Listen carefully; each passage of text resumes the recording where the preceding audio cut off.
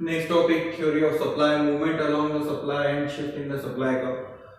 Many times a question came in exam related to what is the difference between movement along the supply curve and shift in supply curve.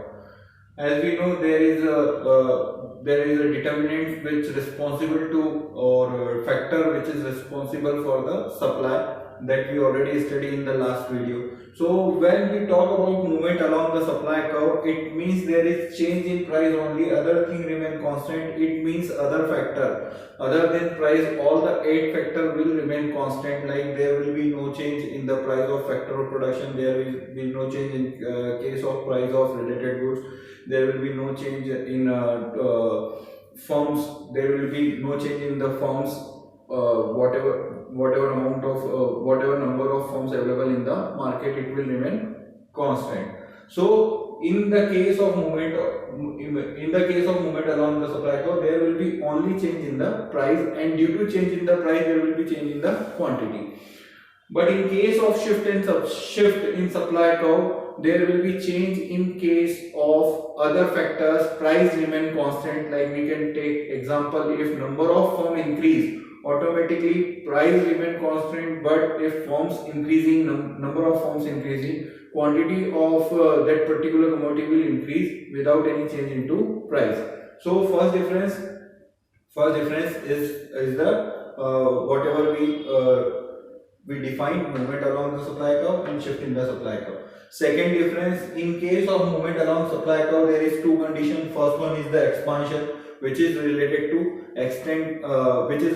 increase in the quantity, and second one is the contraction, which is related to decrease in the quantity due to change in price only. But when we talk about shift, it means there is two conditions which is related to increase in supply. It means quantity will increase, but due to change in other factors, price will remain constant. And decrease in supply, it means quantity will decrease due to change in other factors, but price will remain constant. And one difference, you can draw a graph, that will be also considered as a one difference. So three marks question came in generally in exam, so that these three differences sufficient for your answer. Now when we talk about movement along supply curve, two conditions that you can find out: expansion and contraction. Expansion, it means quantity will increase, and already we have studied law of supply. According to that, if price increase, quantity will increase; if price decrease, quantity will decrease. So there is a direct relation between price and quantity. So if price is 10, quantity is 10, when we plot these numbers on a graph, price is 10, quantity is 10, and when price increase 30, quantity increase to 30. So there is a change. You can find out that there is a rightward upward movement in the case of expansion. So that is called expansion, and that is due to change in price, only other factor remain constant. In the same way, when we talk about contraction means quantity will decrease. Price was 30 and quantity also 30. After that, price decrease, it will reach to 10, quantity will decrease. In the same way, there is a direct relation. So price 30, quantity 30, and after that price reach to 10, quantity reach to 10. So price, due to these change, there is a downward leftward movement in the case of contraction. So that is just because of change in price only, other factor will remain constant. So it may be possible question came in exam related to mention any three difference between expansion and contraction.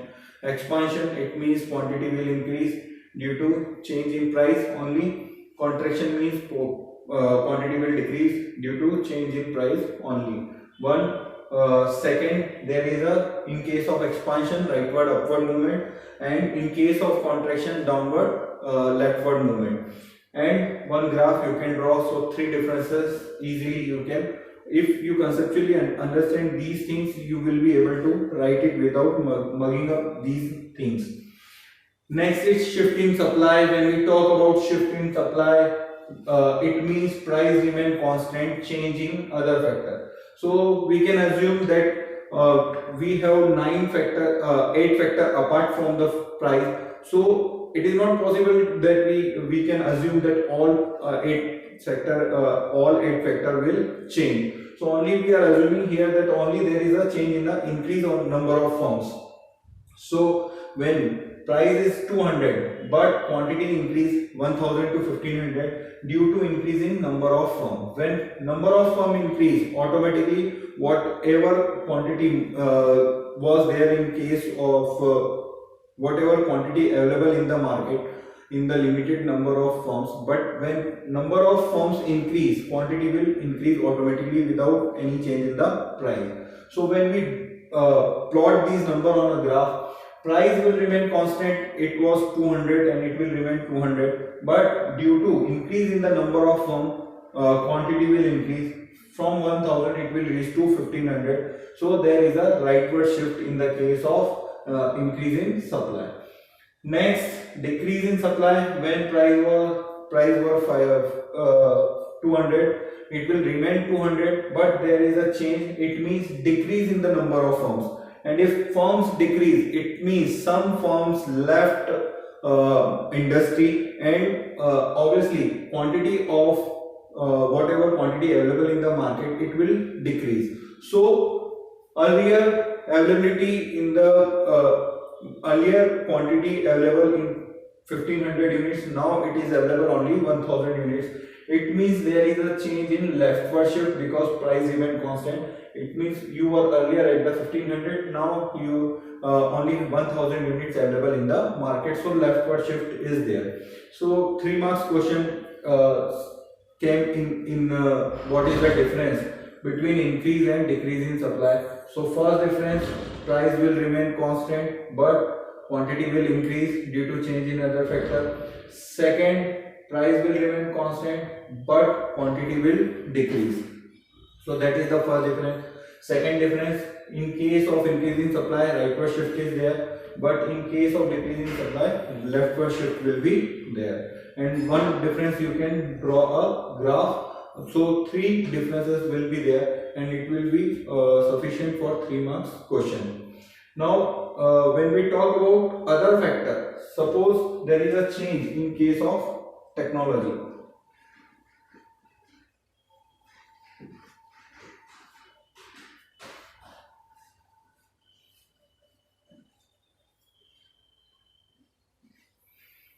If there is a change in case of technology, what will happen? In case of technology, if updated technology is there, suppose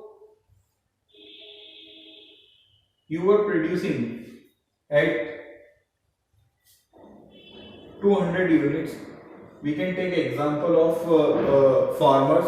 Earlier they were producing only 200 units, but now HYV seeds available. So now they are able to produce more. It means earlier they were at 200 units, price will remain constant, but now they are able to produce at a 300. So rightward shift will be there.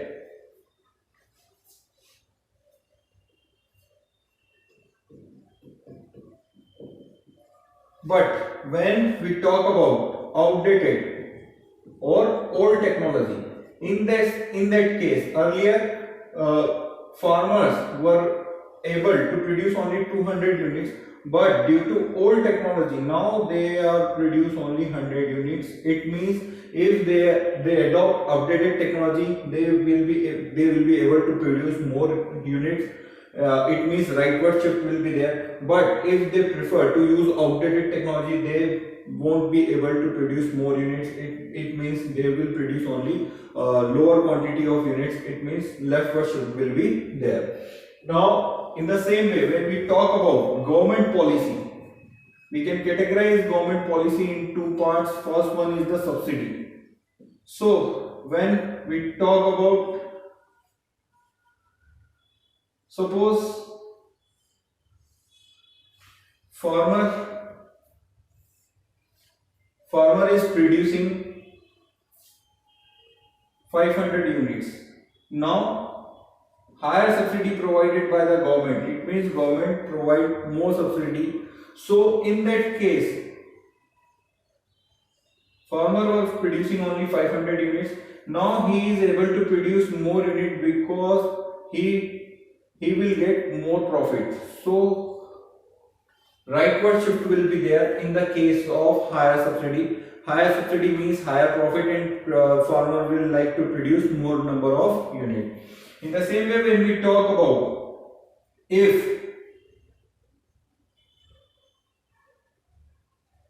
government reduce or provide lower subsidy, then in that case farmer won't like to produce that product because they won't be able to earn more profit, so they will start to decrease the production of that particular commodity, or they will decrease. So in the case of higher commodity, rightward shift will be there because more production will be there. But in the case of lower subsidy, or when government reduce the subsidy, in that case they won't like to produce more and lower supply in the market. In the same way, when we talk about tax, so two conditions possible in the case of tax.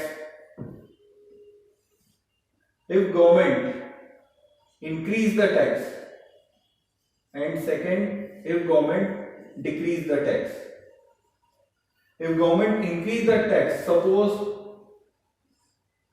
producer were producing 1000 units and government increase the tax. In that case, what will happen? In that case, whatever profit they were earning, now it is not possible due to increased rate of tax, because they have to pay tax and it will reduce the profitability of the business. So they won't like to produce that number of unit, or they don't supply that much of quantity in the market. So leftward shift will be there in the case of increase in tax. But when government decrease the tax, if government due to any reason government decrease the tax on any commodity, it means profitability of the business will increase. In that case, rightward shift will be there because now profitability increase, so producer will like to produce more number of units because their profitability increase. So that is one more thing, that one more factor. If price of factor of production will increase, price of factor land, labor, capital, material. If labor and material price increase, what will happen? It means you have limited resources. In that case, if you have limited resources and whatever labor or raw material you are using, that is now available at a higher price, it means you have now you are not able to produce that much quantity that you were producing earlier. So if raw material is costly or labor is costly, in that case you will decrease the supply in the market as a producer. But in case price of labor and raw material is cheap, in that case you have limited resources but your purchasing power increase, real money of power increase. It means you can now able to produce more number of unit at the available resources, so you can increase your increase supply in the market. So these are the points which is related to movement and shift. If you properly understand it in a conceptually way, you need not to mug up all these things, and it will be helpful for you, and you can easily write all these differences and you can draw all the graph in your exam. So try to understand all the points in a conceptual way. Don't try to mug up it.